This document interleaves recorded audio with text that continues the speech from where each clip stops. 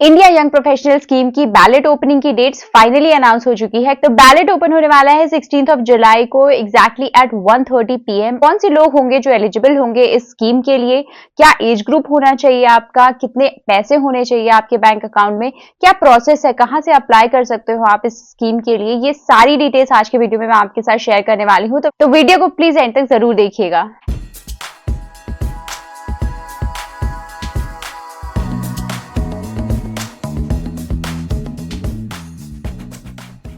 Hello and welcome back to my channel Indian couple in England. मैं हूं ट्विंकल और मैं इन्फॉर्मेटिव कंटेंट बनाती हूं related to UK visa, UK immigration and UK lifestyle. So if you are interested in any of these topics then don't forget to click the subscribe button. So India young professional scheme एक काफी अच्छी opportunity है Indian citizens के लिए जो UK में आना चाहते हैं विदाउट एनी जॉब ऑफर। तो आपने सही सुना, अगर आपके पास कोई जॉब ऑफर नहीं है बट फिर भी आप सोचते हो कि आपको यूके आना है, आपको यूके में जॉब करनी है, पैसे कमाने हैं यहाँ के, तो इंडिया यंग प्रोफेशनल स्कीम एक काफी अच्छा प्लेटफॉर्म प्रोवाइड करता है इस अपॉर्चुनिटी के लिए। और एक नहीं, पूरे 2 साल तक के लिए आप फ्रीली यूके में रह सकते हो, कहीं भी काम कर सकते हो, आपको किसी तरह की स्पॉन्सरशिप की जरूरत नहीं पड़ेगी। बहुत बार इंडिया यंग प्रोफेशनल स्कीम को लोग कंफ्यूज कर जाते हैं यूथ मोबिलिटी स्कीम के साथ। तो youth mobility scheme is basically for other countries, but अगर आप इंडियन सिटीजन हैं, अगर आप इंडिया से बिलोंग करते हैं, तो आपके लिए जो स्कीम है वो है इंडिया यंग प्रोफेशनल स्कीम। अब साल में 2 बार ये बैलेट ओपन होता है। बैलेट मतलब it's sort of a lottery system जिसमें आप अपना एप्लीकेशन सबमिट करते हो और रैंडमली इस वीजा के लिए लोगों को चूज किया जाता है। तो पहला जो बैलेट ओपन हुआ था वो जनवरी में हुआ था और सेकंड जो बैलेट ओपन हो रहा है वो जुलाई में हो रहा है। Now the big question is कि बैलेट ओपन कब होने वाला है। तो बैलेट ओपन होने वाला है 16 जुलाई को एग्जैक्टली एट 1:30 PM और ये बैलेट 2 दिन के लिए ऑलमोस्ट ओपन रहेगा और 18 जुलाई को एग्जैक्टली एट 1:30 PM ये बैलेट क्लोज हो जाएगा। अब आप अप्लाई कहां से करोगे? ये जो मैं वेबसाइट दिखा रही हूं जिसपे अभी आप टाइमिंग्स देख पा रहे हो कि बैलेट ओपन कब होगा, यहाँ पे ही एक लिंक आ जाएगा जिसपे क्लिक करके आप अपना एप्लीकेशन फॉर्म सबमिट कर सकते हो। अब अगर इस बैलेट के लिए एलिजिबिलिटी की बात करें तो सबसे पहला जो एलिजिबिलिटी क्राइटेरिया वो ये है कि आप एक इंडियन सिटीजन होने चाहिए। अगर आप किसी और कंट्री से बिलोंग करते हो, अगर आप पाकिस्तान से बिलोंग करते हो, बांग्लादेश से बिलोंग करते हो, तो आप इस स्कीम के लिए नहीं अप्लाई कर सकते हो। आप पर्टिकुलरली इंडियन सिटीजन होने चाहिए। सेकेंड जो आपका क्राइटेरिया है वो है आपकी एज। आपकी एज होनी चाहिए 18 to 30 ईयर्स। इस स्कीम में जो नेक्स्ट एलिजिबिलिटी क्राइटेरिया वो यही है कि आपका बैचलर्स पूरा हो गया होना चाहिए, मतलब आपके पास एक बैचलर्स डिग्री होनी चाहिए। Next eligibility criteria is regarding the savings. तो क्योंकि आप विदाउट जॉब ऑफर आप यूके में एंटर कर रहे हो, तो यूके की गवर्नमेंट को एक एश्योरेंस चाहिए कि अगर आपको नेक्स्ट 1-2 महीने में भी जॉब यहाँ आने के बाद नहीं मिलती है तो आपके पास कुछ सेविंग्स हैं जिससे आप यहाँ पे रह सको, यहाँ पे रेंट अफोर्ड कर सको, फूडिंग अफोर्ड कर सको। तो उसके लिए द गवर्नमेंट वांट्स कि आपके बैंक अकाउंट में 2530 पाउंड्स होने चाहिए।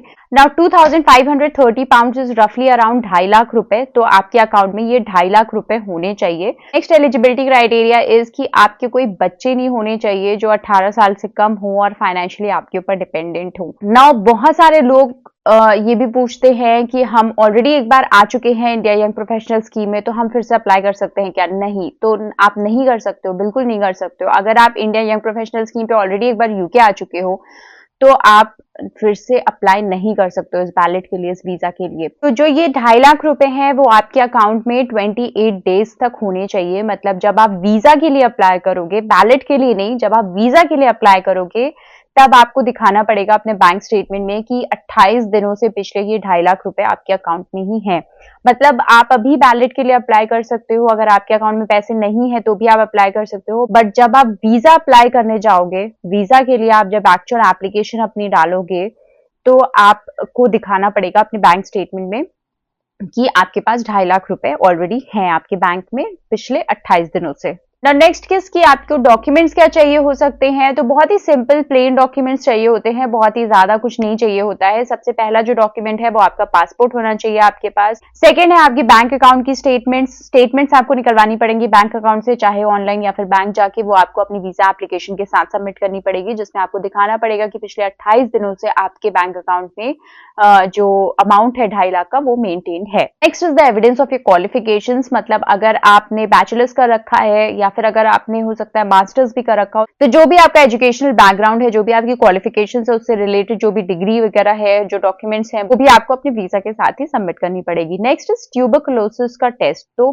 टीबी टेस्ट एक मैंडेटरी डॉक्यूमेंट है। जब लोग इंडिया से यूके ट्रैवल करते हैं तो उनको टीबी का टेस्ट करवाना पड़ता है और उसका रिजल्ट दिखाना पड़ता है कि वो टीबी पॉजिटिव तो नहीं है।